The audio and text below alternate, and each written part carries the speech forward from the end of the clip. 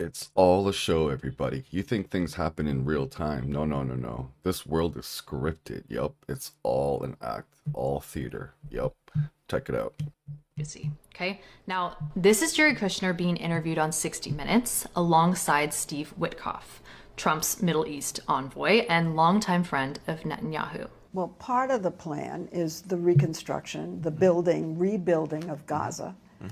And your builders, tell us more about the plan and how much it's going to cost, where's the money going to come from, and who's going to award the contracts? And Kushner lets Witkoff answer. I think it's going to cost a lot of money. What's a lot of money? The estimates are in the $50 billion range. It might be a little bit less. It might be a little bit more. Money raising, we think, is the easy part. No shit. We think that happens relatively quickly. It's already planned. But it's the master plan, and we're working with a group of people who have The group of people? been working on master plans for the last 2 years. So there are plans already. Witkoff says there's been a plan in place for 2 years. Watch Kushner's face. We have plans already. We have a master plan already. And by the way, and Jared's been pushing this, and we're working together on it. And I think if the world saw the progress so far, they'd be pretty impressed. The second Witkoff says there's been a plan in place for 2 years, you can see Kushner's expression change. We have plans already. We have a master plan already. And He immediately looks uncomfortable, like Witkoff just said something he shouldn't have. So let that sink in. A plan in place for 2 years. Now, this interview happened in 2025, and 2 years before that would be 2023, before October 7th. Uh-oh. Are they saying there was already a plan for what would happen in Gaza before the attack even occurred? No shit. Now, I'm not telling you what to think. I'm not. But I'm telling you to watch that clip for yourself and ask, what plan? And why did Kushner look like that? Because he looked scared. Yes, sir. Everything is fake. So take your money out of the banks. If you don't like supporting this, you don't like supporting all these movements that you don't want nothing to do with, take your money out of the banks. Scare them. Cripple them. Financially, they can't do shit once you take the money out of the bank and you keep it in crypto in your own personal wallet and you start making interest on your money like a bank does. And crypto's no joke. You can loan out your crypto, you can buy art, create music, you can do anything you want on the blockchain. This is Gaddafi talking about Israel and what Israel's plans are. And guess what? I'm just going to let him say it. And this is from years ago, people. It's all come true. هم مصممين على إزالة سوريا ولبنان من الخريطة. تكون حدودهم على تركيا. أنا نقول هذا الكلام وتشوف وين تتحقق في عهدنا ولا في عهد أولادنا. لكن للأسف سيتحقق. أن سوريا ولبنان المخطط يقضي بإزالتها حتى تبقى حدود ما يسمى بإسرائيل مع تركيا مش مع بلاد عربية. هم كاتبين الإسرائيليين بلقنة البلاد العربية. يعني تفتيت بلقنة مصر، بلقنة سوريا. مصر دايرين لها خريطة تصبح 4 دويلات. سوريا 5 دويلات صغيرة. لبنان الصغير هذه قسمينها إلى كومونات، دويلات، كنتونات. هذه خريطة موجودة والكلام مكتوب. Muammar Gaddafi.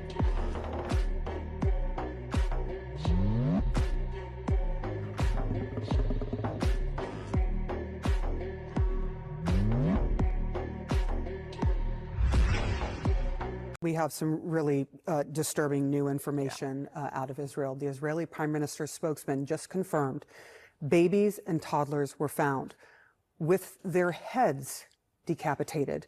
There's no excuse whatsoever. They are complicit in this. But you see Israel buying up media outlets. We have to fight with the weapons that apply to the battlefields in which we're engaged. And the most important ones are the social media. And the most important purchase that is going on right now is TikTok. TikTok, #1. You see Israeli billionaires trying to tamp down on the narrative. They're desperate. They're desperate because they know that's the only way they'll survive, is to try to convince the world of the opposite of what we're all seeing. So that's why you see these desperate, pathetic influencers just spewing lies. I'm here in Gaza, and all I see is food, water, and opportunity. But instead of Hamas distributing the ramen noodles, they're eating it all, and that's why their leaders are on Ozempic. Because that's all they have left. They don't have anything anymore. But it's too late. We're never going to forget what it looks like when Palestinians hold their children in plastic bags. No one can forget that. I'm never going to forget the sound of a drone emitting a crying baby so it can massacre children who come out of their homes. جماعة الخير قوات كاب تطلق صوت أطفال الآن من مخيم انصارات امبارح استشهدوا شاب طلع مسكين يشوف إيش الصوت في المدرسة طبعا بدأ والله قنصه. And get lured like a cat and mouse. No one's going to forget that. No one's going to forget what it looks like in Gaza today. You can't wash that away. You can't paper over that with degenerate propaganda, base level lies.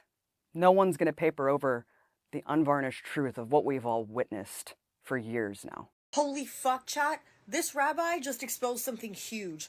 Watch this. The Jews. What did he want from them? How did they bother him? But it's all written here in Mein Kampf. This book was published only recently. It just got approved to be translated to Hebrew. It was forbidden all these years.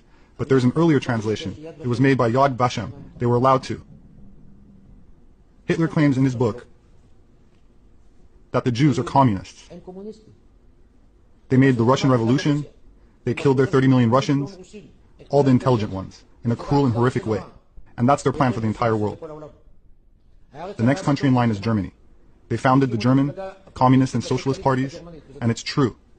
If we don't defeat them now, they will eliminate us, and they will slaughter another 20 million, all the intelligent people. And that's how they want, from country to country. So eventually, the only intelligent ones remaining would be the Jews. And he repeats it many times. Make no mistake. And he is right. The Russian Revolution was made by the Jews. The Russian army was built by Trotsky, who was an incredible genius and anti-Semite like no other. He created the Jewish division of the Communist Party, which members inform on their father, mother, brother, and son. Whoever owns a Siddur, or even a Hebrew learning book. I'm not even talking about Teflin or Mikvah. He destroyed everything, also by the Jews, but for sure by the Russians. In the first picture of the Russian government, out of 13 members, 6 were Jews. Who founded the KGB? Jews. So everything is clearly written. He didn't hate the Jews because they had pios. He didn't hate them for observing mitzvot because they are communists. And he writes it clearly. The Jews destroyed religion and faith. They spread in Germany the heresy in God. That's how he writes. I feel like the messenger of God to exterminate the Jews because they don't believe in him. He writes this right here. Now you understand why they don't teach it in schools? Because who writes the curriculum? Those same leftists. Of course they do not write that Hitler wanted to kill the Jews because they are the forefathers of the left and the forefathers of Marxism, communism, and Leninism. But that's what he writes. They destroyed all the values, poisoned literature and theater. Who did it? Torah-observant Jews poisoned the German theater? Out of 9 large German newspapers, 7 were owned by Jews. So do you understand why it's forbidden here to teach about him?